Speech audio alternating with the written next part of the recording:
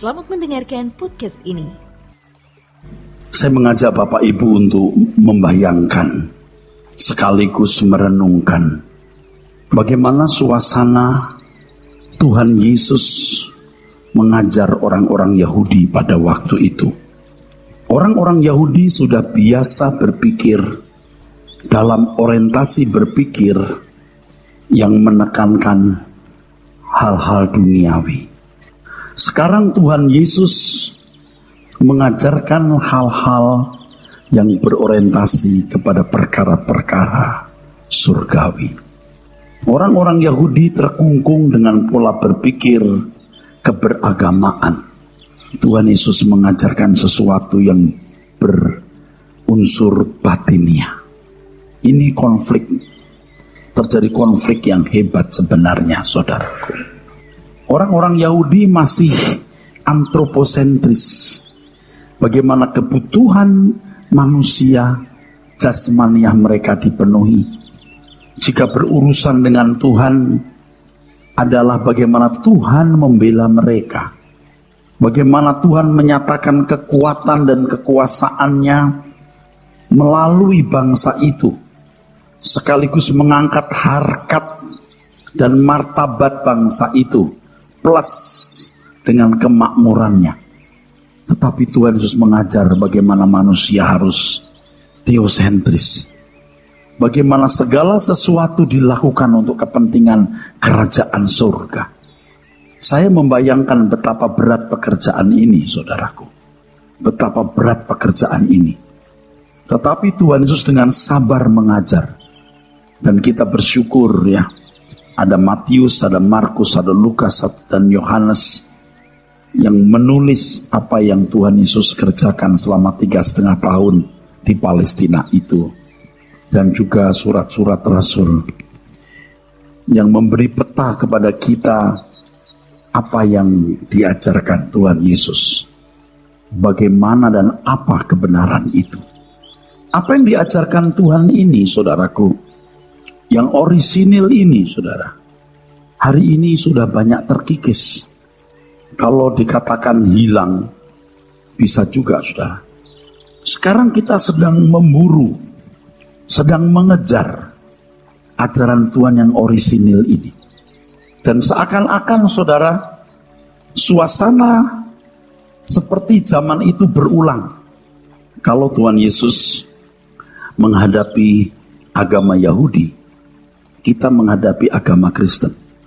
Kekristenan yang melembaga menjadi agama. Berat sebenarnya. Berat. Tetapi saya bersyukur karena Tuhan masih menyisakan orang-orang seperti saudara yang pertama ya mau bertarung bersama dengan saya untuk menemukan kebenaran ini dan mengajarkan, mengkampanyekan dengan segala harga yang harus kita bayar. Yang kedua, saudara-saudara yang mungkin belum terlibat langsung, tetapi paling tidak saudara setuju bahwa apa yang kita pelajari ini adalah kebenaran murni yang diajarkan Tuhan Yesus.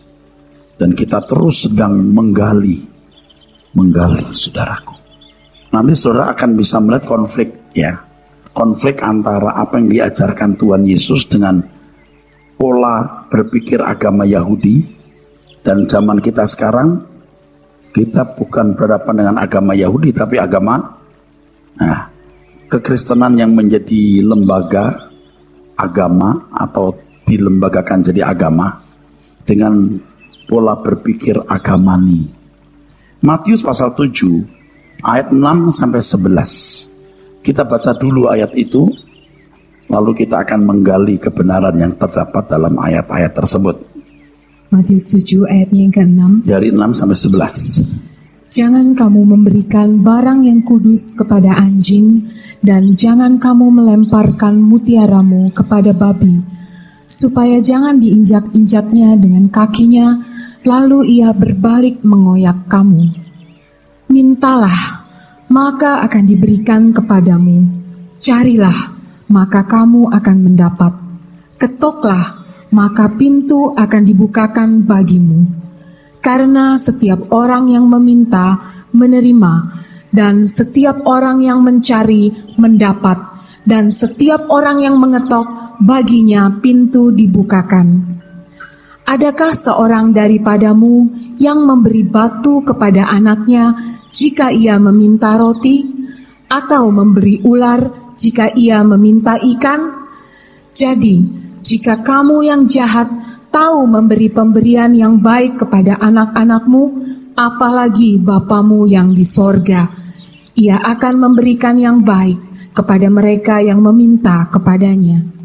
Oke, Bapak Ibu, ini lumayan sederhana, tetapi saya harap dalam kesederhanaan pengajaran yang termuat di Matius pasal 7 ayat 6 sampai 11 ini, Bapak Ibu mendapatkan kebenaran yang akan termeterai dalam diri Bapak Ibu.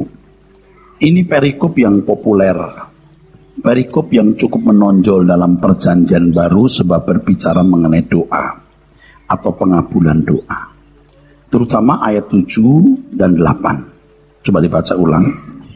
Mintalah, maka akan diberikan kepadamu. Carilah, maka kamu akan mendapat. Ketoklah, maka pintu akan dibukakan bagimu. Ya, tidak dapat disangkal, jujur saja, dulu kita memahami ayat itu salah. Dan banyak pendeta mengajarkan salah sampai hari ini. Jadi seakan-akan Tuhan itu dibayangkan sebagai satu sosok yang senang memberi. Yang senang memberi. Pokoknya kalau ada orang mintanya sungguh-sungguh, Tuhan senang memberi. Saya tidak katakan Tuhan tidak senang memberi. Kalau hanya berpikir Tuhan senang memberi, itu berbahaya. Saya tidak katakan Tuhan tidak senang memberi. Tetapi kita harus mengerti bahwa Tuhan memiliki kedaulatan dan integritas. Dia yang mulia, Tuhan itu bukan objek yang bisa diatur. Jadi seakan-akan ayat ini bisa menjadi atau semacam kunci atau password untuk membuka pintu gudang kekayaan Tuhan. Minta, Tuhan akan beri. Lalu ditambah lagi dengan doa dalam nama Tuhan Yesus. Pasti pengertian orang doa dalam nama Tuhan Yesus, asal di akhir doa dalam nama Yesus, Tuhan kabulkan. Di sini saya singgung, walaupun mestinya dibahas secara khusus. Apa artinya doa dalam nama Tuhan Yesus? Doa dalam nama Tuhan Yesus itu bukan berarti permintaan kita pasti diberikan atau Allah bisa kita atur dengan nama itu. Seperti misalnya saya di sini pemimpin yang disegani oleh banyak orang, terus ada orang bisa pakai nama saya.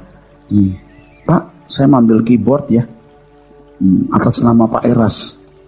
Saya nggak suruh loh. Itu kurang ajar loh. Nah sekarang bayangkan kalau orang menggunakan nama Tuhan Yesus tanpa mengetahui ini kehendak Tuhan Yesus atau bukan. 1, 2. Ini untuk kepentingan Tuhan Yesus atau kepentingan siapa? Atau coba bayangkan betapa kurang ajarnya.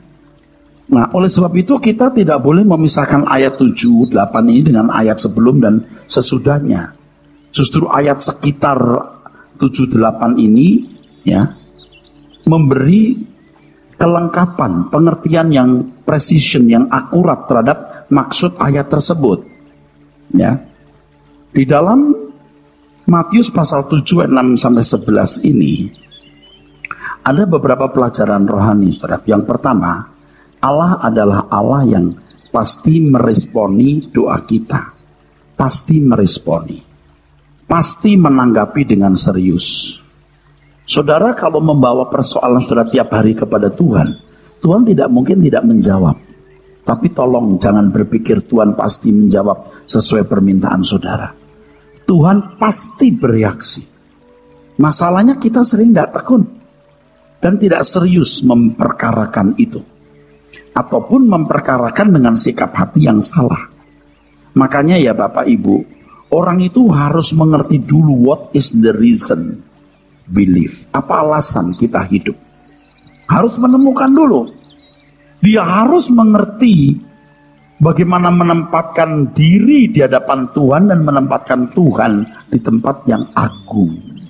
Yang seharusnya Tuhan bertahta di situ. Supaya kalau kita memperkarakan sesuatu itu dasarnya jelas. Dasarnya jelas karena kita tahu siapa kita di hadapan Tuhan dan siapa Dia bagi kita. Amin. Jadi tidak sembarangan, saudaraku. Kalau dulu kita sembarangan karena kita tidak dewasa. Nah, ke depan saudara tidak akan mudah meminta sesuatu, itu tidak mudah. Membawa persoalan kepada Tuhan pun juga saudara tidak mudah mengatakannya. Tuhan, aku punya masalah ini. Yang saudara perkarakan pasti, apa kehendak-Mu di balik persoalan ini? Bagian mana dalam diriku yang sedang Kau bentuk? Kalau dulu kan, Tuhan, aku bawa persoalan ini, aku sakit hati Tuhan, Engkau tolonglah akulah Tuhan, Engkau hukum dialah atau apa gitu. Kan kita belum dewasa, saudaraku. Tuhan tidak pernah tidak bereaksi terhadap permohonan anak-anaknya. Ya, pasti Allah memperdulikan pergumulan kita. Betapa berbahagia kita memiliki Tuhan yang pasti memperdulikan pergumulan kita. Betapa bahagianya, pasti bereaksi. Nah, kenapa kita tidak memperkarakan itu, saudaraku? Mintalah maka akan diberikan. Tidak dikatakan dikabulkan. Ini kalau orang yang tidak mengerti kebenaran, mintalah akan diberikan itu, kata diberikan sama dengan dikabulkan.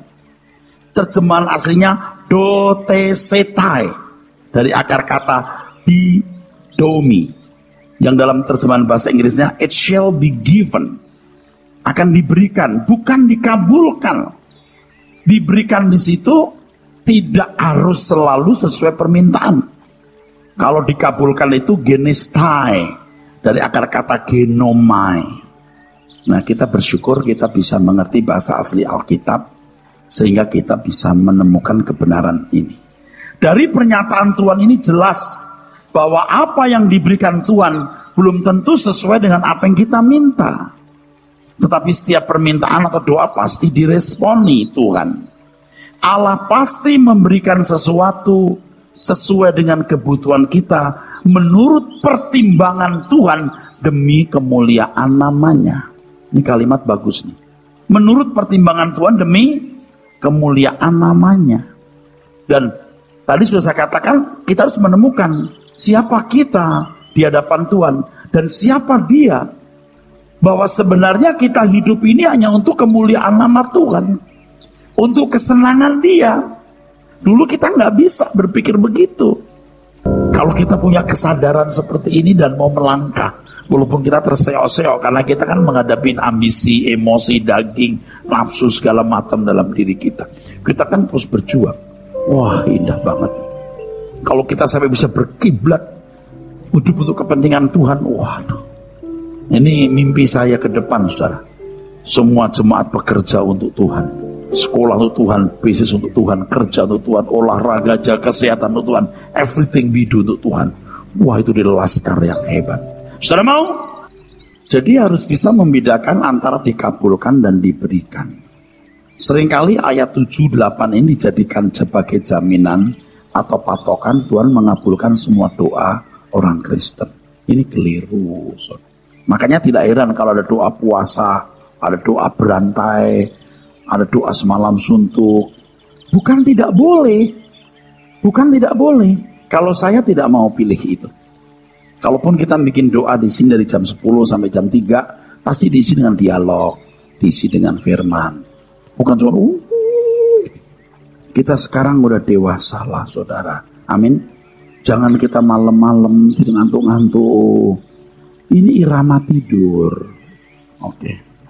Firman Tuhan mengatakan cari, kamu akan mendapat. Dicari. Di balik kata mencari ini ada pergumulan untuk menemukan sesuatu. Seolah-olah ada sesuatu yang hilang. Yang dicari di sini bukan sesuatu yang kita kehendaki, tetapi kehendaknya. Jadi dalam berdoa kita harus mencari kehendak Tuhan, bukan kehendak kita. Bukan kehendak kita, saudara. Kehendak Tuhan. Mesti kita itu diluruhkan hatinya, dilumerkan, diremukkan di hadapan Tuhan. Bahwa hidupku ini hanya untuk mengabdi kepadamu Tuhan. Udah. Ini paling bahagia dah hidup begini deh. Paling bahagia dah. Jadi yang dicari itu bukan keinginan kita, tapi kehendaknya. Kita harus menggumuli apakah permintaan kita sesuai dengan kehendak Tuhan atau tidak. Allah tidak pernah meluluskan atau mengabulkan permintaan seseorang yang tidak sesuai dengan kehendaknya. Ya, memang di dalam hal ini ada penjelasan, mestinya di sini ada penjelasan. Artinya begini, ada hal yang dianggap mayor oleh Tuhan yang mutlak tidak bisa. Tapi ada yang dianggap Tuhan minor dan masih diizinkan tetapi dengan resiko. Ada yang tidak, absolutely no. Ada yang ya tapi. Ada yang ya tapi. Ada yang ya itu terbaik. Bangsa Israel minta raja. Mendesak, ya tapi kamu ambil resiko. Oleh sebab itu paling aman kalau kita belajar mengerti kehendak Tuhan dan mengalir dengan Tuhan. Tuhan punya langit dan bumi, Allah Bapa yang menguasai semesta alam. Kita nurut saja, saudara. Dalam Yohanes pasal 15 ayat 7 ada ayat yang mengatakan, mintalah apa saja yang kamu kehendaki dan kamu akan menerimanya. Ini ayat sering diambil, dipotong. Jangan dong mengambil sepotong. Tuhan berkata bahwa kita harus tinggal dalam Dia. Kalau kamu tinggal dalam aku dalam kamu, mintalah. Artinya tinggal dalam Tuhan, hidup dalam persekutuan dengan Tuhan, mengerti terlebih dahulu kehendak Tuhan, baru minta. Supaya permintaan kita sesuai dengan kehendak dan rencananya. Bila permintaan kita sesuai dengan kehendak dan rencananya, permintaan itu pasti dikabulkan. Dan kita di sini memenuhi rencana Tuhan. Jadi begini, kalau bisa digambarkan, saudaraku. Kita berdoa di sini, saudaraku ya. Ini ada banyak hal. Anda sekarang pungut apa yang Tuhan sediakan untuk saudara. Apakah Anda mau pungut apa yang dunia juga ingini? Anda mau pilih yang ini atau yang ini? Lebih baik saudara minta ini. Tuhan, aku mau mengerti kehendak-Mu di sini. Bukan di sini, tapi ini. Nah, orang seringkali tidak mau melihat ini. Orang melihat ini yang menyenangkan. Makanya orang harus menemukan sebenarnya tempatnya di hadapan Tuhan dan bagaimana menempatkan Tuhan secara benar. Dan kalau kita mengerti kehendak Tuhan ini, ya, kita memenuhi rencananya. Justru memang kita diciptakan untuk kesenangan Tuhan.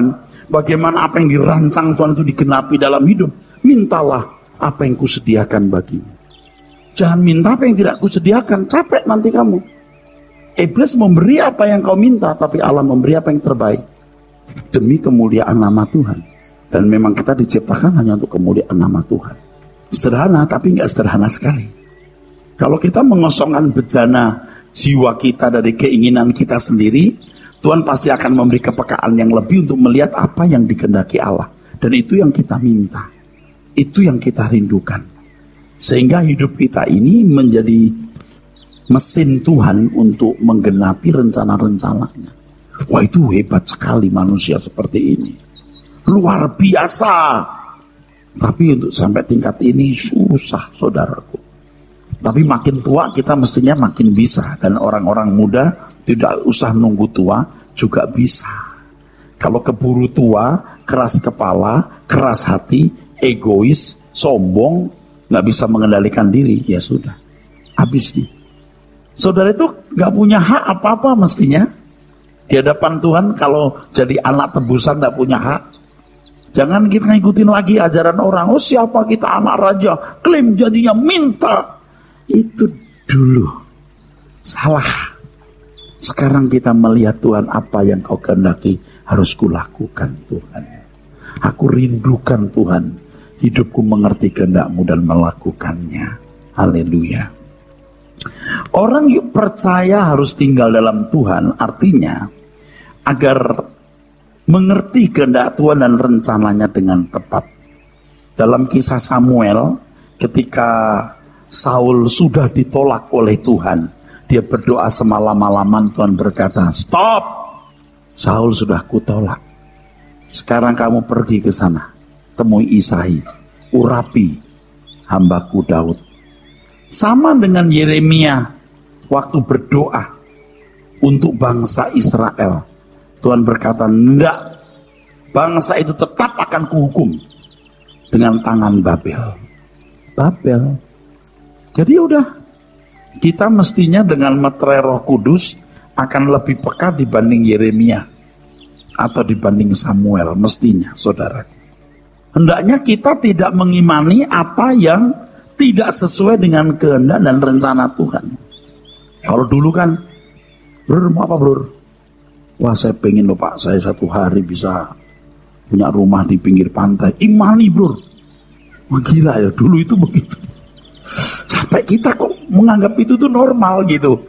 Memang normal gitu. Apa sekarang kau minta apa? Imani bro. Kau mau sembuh bro? Imani bro. Nggak ngerti saya. Memang ada cerita kasal kujama jubahnya sembuh. Itu kan perempuan kafir yang memang tidak mengenal kebenaran. Dan Tuhan memberi tanda. Tidak sama dengan kita yang sudah mengerti hukum tabur tuai, betul nggak? Saudara misalnya punya diabetes, Anda makan sembarangan, nasi banyak, makanan kadar gula banyak, lalu imani sembuh, tetap kakimu dipotong. Yuk kita mengimani apa yang Tuhan kehendaki harus kita tahu, amin, dan kita ingini. Ngerti ya maksudnya ya, jangan lagi mengimani sesuatu yang tidak sesuai pikiran dan perasaan Tuhan. Dulu gimana ya kok bisa gitu kita ya? Wah bodoh bener ya. Ini sampai sekarang pun masih ada loh ajaran yang seperti itu. Imani. Aduh sedih banget saudaraku. Sedih. Seakan-akan keyakinan itu bisa mengatur Tuhan. Kekuatan pikiran itu bisa mengatur Tuhan. Waduh. Bodoh bener ya. Ketoklah pintu. Bila kita tidak meminta harus melalui pintu. Bukan melalui jendela. Oke. Pintu itu adalah Tuhan Yesus. Sekarang gini loh, saudara dan saya bisa menjumpai Allah Bapa yang maha agung, yang mendahsyatkan ini lewat siapa? Tuhan Yesus. Jadi keberanian kita menghampiri Bapa karena Tuhan Yesus. Tidak boleh kita meminta sesuatu bertentangan dengan proyeknya Tuhan Yesus. Kita tetap di bawah otoritas Tuhan Yesus. Jadi kalau kita bilang dalam nama Yesus, itu harus sesuai dengan kehendak Tuhan Yesus dan untuk kepentingannya. Nggak boleh untuk kepentingan kita. Bagaimana bisa dalam nama Yesus untuk kepentingan kita? Bener-bener kacau ya. Misalnya seorang pria jatuh cinta ke wanita, wanitanya nggak mau, terus dalam nama Yesus. Supaya diterima di satu perusahaan itu, waktu dia masuk pintunya dalam nama Yesus. Jadi kaki pertama menginjak dalam nama Yesus. Kaki kedua oleh kuasa Roh Kudus. Kalau mengusir setan dalam nama Yesus, artinya dengan kekuatan Tuhan Yesus aku usir kamu. Betul. Tapi sebenarnya kalau kita tidak pakai nama Yesusnya, pergi kamu. Setan udah tahu kita ulu balangnya Tuhan Yesus. Dia takut. Jadi keberanian kita menghampiri Tuhan Allah Bapa itu karena nama Tuhan Yesus. Jadi kita tidak boleh sembarangan menggunakan nama itu. Betapa sabarnya Tuhan ya saudaraku. Kita dalam kebodohan begitu lama ya menggunakan nama itu sembarangan saudaraku. Yang kedua, Allah tidak pernah memberikan sesuatu yang tidak menjadi kebutuhan kita. Ini berarti Allah pasti memberikan apa yang kita minta, asal permintaan itu sungguh-sungguh merupakan kebutuhan kita yang vital. Bicara mengenai roti dan ikan itu berbicara mengenai kehidupan pokok. Kebutuhan vital bagi kita, bagi kepentingan dan kemuliaan namanya. Jangan ada yang dianggap vital kalau bukan untuk kemuliaan Tuhan. Kan tadi dikatakan dia pasti memberikan yang baik kepada anaknya. Di dalam Injil yang lain dikatakan memberikan Roh Kudus. Jangan ada yang kita anggap vital kecuali untuk kepentingan dan kemuliaan Tuhan. Biasanya permintaan yang bukan kebutuhan adalah hal-hal yang hanya untuk memuaskan hawa nafsu semata. Kita harus mengoreksi apa-apa saja yang pernah kita minta dari Tuhan atau sedang kita ajukan kepada Tuhan. Saya mengerti Bapak Ibu itu punya persoalan. Saya mengerti Bapak Ibu itu punya persoalan, punya kebutuhan. Entah utang yang belum bisa dibayar, entah rumah kontraknya mau habis, apapun. Lalu saudara minta Tuhan supaya Tuhan menolongkan gitu. Masalahnya what next? Setelah ditolong tuh mau apa, saudara? Setelah rumah nggak jadi disita, setelah rumah tidak jadi disita, lu mau apa? Setelah tubuhmu sehat, disembuhkan, oke, lalu mau apa? Setelah dapat pekerjaan, you mau apa? Makanya kalau orang belum menempatkan diri secara benar di hadapan Tuhan, dan tidak menempatkan Tuhan secara benar di hadapannya, sebenarnya sulit orang memiliki relasi, interaksi yang baik dengan Tuhan. Tapi kalau saudara punya hubungan yang baik dengan Tuhan, bisa menempatkan diri secara benar di hadapan Tuhan, dan menempatkan Tuhan di tempat yang agung dan mulia, saudara tidak perlu minta apapun, Tuhan juga akan memenuhinya. Jadi kalau masih ada orang yang berkata, maaf ya, maaf nih, ini mungkin ada yang tersinggung nih, Pak Pendeta tolong doakan dong supaya saya dapat jodoh, Pak Pendeta doakan dong supaya saya punya rumah. Sebenarnya maksudnya kalau sudah punya jodoh, punya rumah itu mau apa? Ya, kalau kita sudah dewasa rohani, kita kan jawabnya gini, bingung kan? Ya deh. Tapi kalau dulu kan, oh saya doakan. Kalau saya puasa untuk saudara, kita jual jasa, jual diri. Seakan-akan kita ini bisa mengatur Tuhan. Pendeta itu bisa mengatur Tuhan. Dan sampai hari ini ya saudara melihat, cara berpikir yang salah ini masih dominan dalam pikiran banyak orang. Misalnya dulu kita kan ada lembar doa syafaat yang ditumpangin tangan. Dulu pernah, ya namanya juga kita kan lagi saingan sama tetangga. Dia jual apa produk, kita juga punya produk yang sama dong ya. Tapi itu cuma bertahan beberapa tahun ya. Setelah itu lenyap. Sampai sekarang. Dan menurut saya, itu adalah cara yang sangat tidak bijaksana. Itu merusak. Nggak ada loh cara-cara begitu itu di dalam Alkitab. Tuh, kalau ngomong gini kan tersinggung pendeta. Saya pernah juga diundang di satu gereja yang masih ada tumpang tangan. Capek saya sebelum berdoa. Jadi akhirnya sebelum doa itu saya ada permisi dulu. Nanti Bapak aja doain ya. Saya langsung kabur. Nggak tahu ya lain waktu saya bagaimana cara mengatasi hal itu. Tumpang tangan dalam nama Yesus, Tuhan yang sakit Tuhan sembuhkan, dalam problem ekonomi Tuhan buka jalan, yang dalam persoalan Tuhan beri. Lalu what next? Kalau ditolong Tuhan lalu mau apa orang-orang ini? Aduh kita ini jahat bener atau bodoh bener deh. Kurang ajar bener gitu loh kepada Tuhan. Nangkep ya? Oke, jangan lagi pakai lembar doa Pak. Lembar doa. Doakan nanti Pak. Tapi kalau saudara memang masih butuh didoakan dan kita saling mendoakan, tidak apa-apa sih. Oke, kita saling mendoakan. Tapi jangan berpikir begini loh, bahwa pendeta doanya lebih didengar, saya kurang didengar. Jangan berpikir begitu. Oke ya? Ngomongnya jadi berat saya. Karena kita ini melawan arus, saudaraku. Melawan arus. Arus yang kuat itu kan yang begitu itu.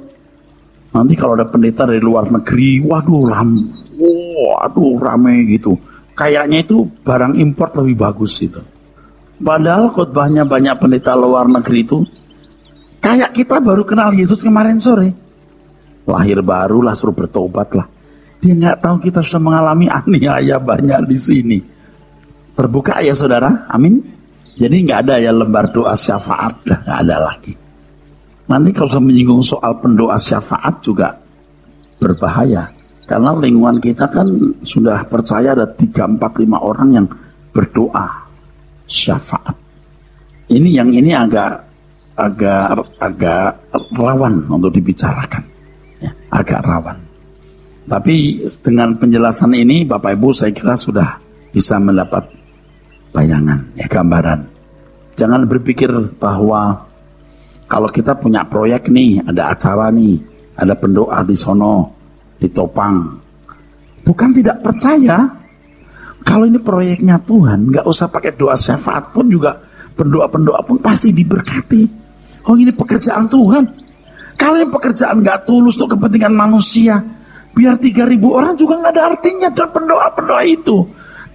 Aduh saudara, tadi sudah saya katakan kita ini menghadapi agama yang pola keberagamaannya itu tidak sesuai dengan Injil. Kita sedang membongkar begini, nanti dikira kita itu psikopat, orang sakit jiwa yang nyerang sana nyerang sini. Kita tuh nggak mau ribut sebenarnya. Lah nggak bener bagaimana? Tuhan berfirman ya, Dia tidak akan memberi batu kepada anaknya yang minta roti, betul nggak? Dia tidak akan memberi kalajengking ular, anaknya minta ikan. Ini kan bicara soal integritas. Ya kasihlah biar aku mintalah biar itu ular. Oh nggak bisa, membahayakan untuk kamu. Akhirnya ini saya panjangin sendiri. Nggak minta Tuhan, minta setan. Dikasihlah ular sama setan. Karena setan memberi apa yang dia ingini, Tuhan memberi apa yang terbaik. Jadi sebenarnya ya, berbahagia jadi orang yang nurut saja. Dulu kan ada lagu, jika jiwaku berdoa, itu lagu bagus. Tapi yang nyanyi dulu ya, saya termasuk nggak ngerti maksudnya. Asli nggak ngerti maksudnya.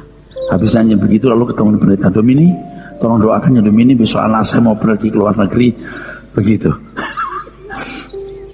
Kalau anakmu memang mau dipakai Tuhan, mau ke ujung langit manapun, nggak usah didoakan Domini, juga dilindungi Tuhan.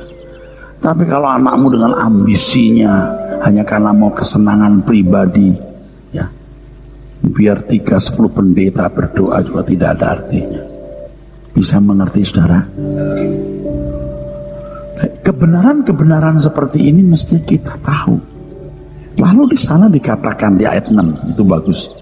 Matius 7 ayatnya yang ke-6. Ya.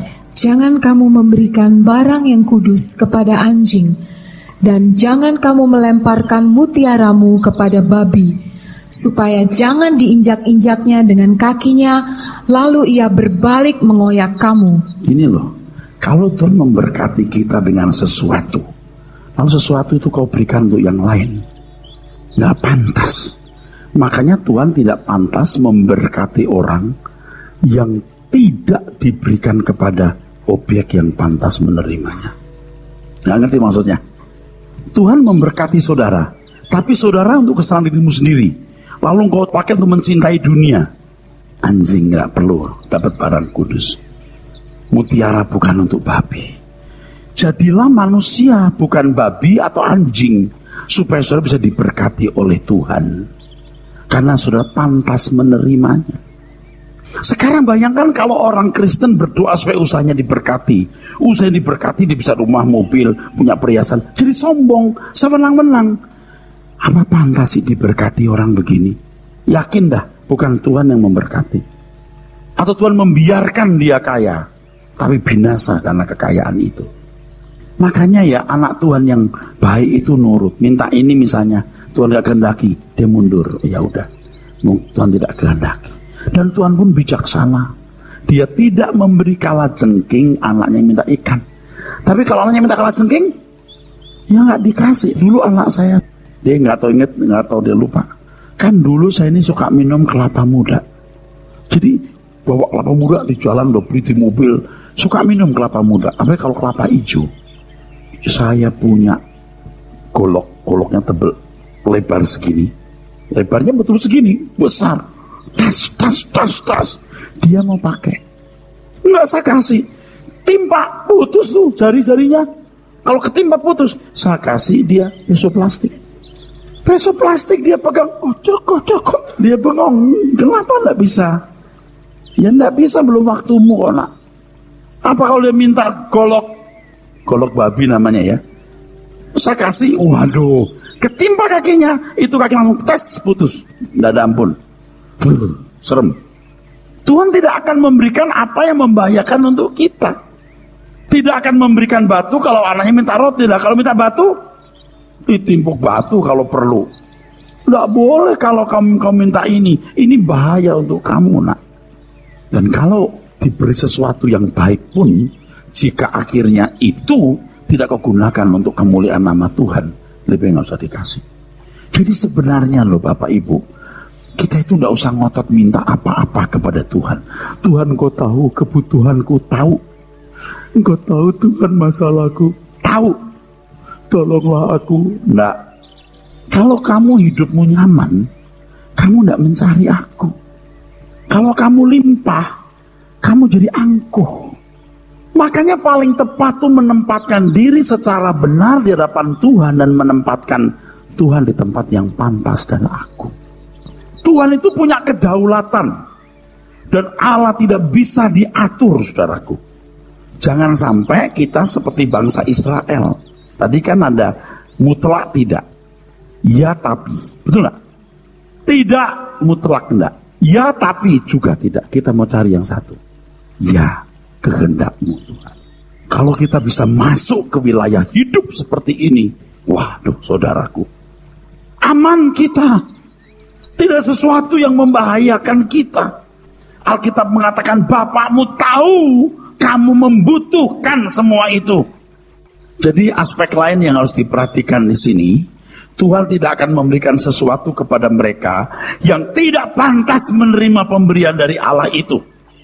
Jadilah orang yang pantas diberkati. Saya tidak mengatakan kalau orang itu miskin berarti tidak pantas diberkati. Karena begini Bapak Ibu, jangan berpikir, wah karena dia nggak pantas diberkati jadi miskin. Belum tentu.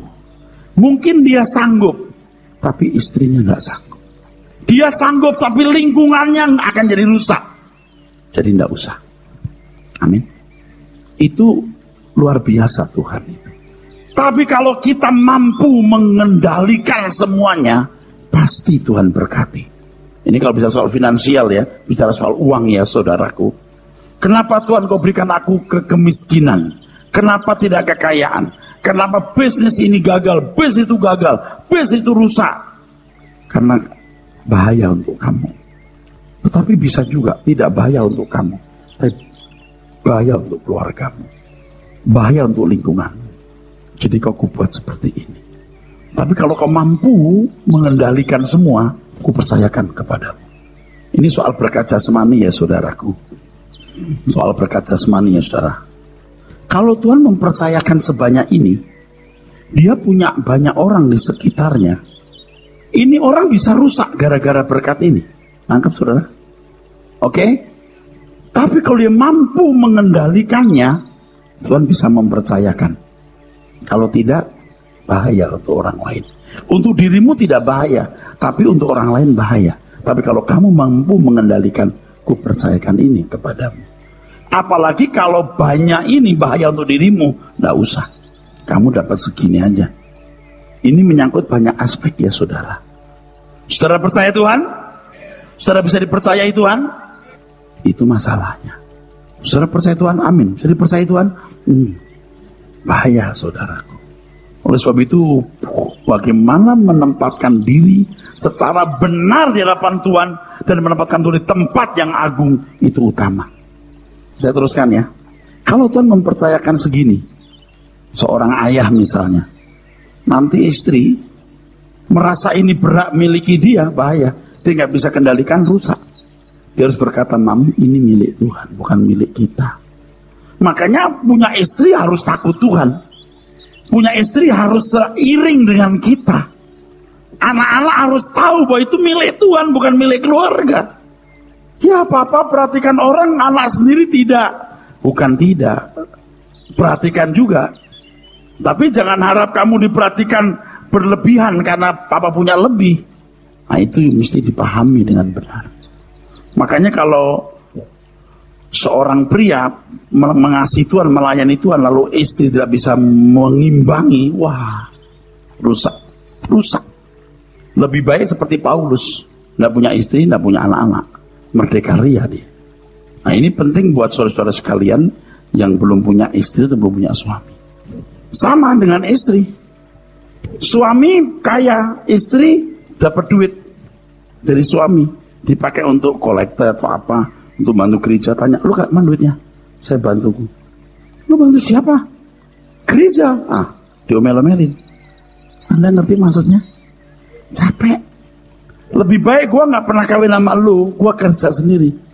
Gue kawin sama lu, gue di penjara di rumah ini ngurus anak-anak banyak begini. Sekarang saya tidak efektif buat Tuhan. Saya cuma ngurus kamu yang tidak takut Tuhan. Yang kepalamu bukan Kristus, kepalamu otakmu sendiri dan dunia ini. Wah, celaka ini perempuan begini, kasihan. Kepala suami itu Kristus, jadi tunduk kepada Kristus. Nah, kalau kepala suami bukan Kristus, siapa? Istri gimana? Diperbudak. Makanya ya saudara, bersyukur yang belum punya istri atau belum punya suami. Lebih baik gak usah kawin daripada kawin dengan pria atau wanita yang tidak takut Tuhan. Amin.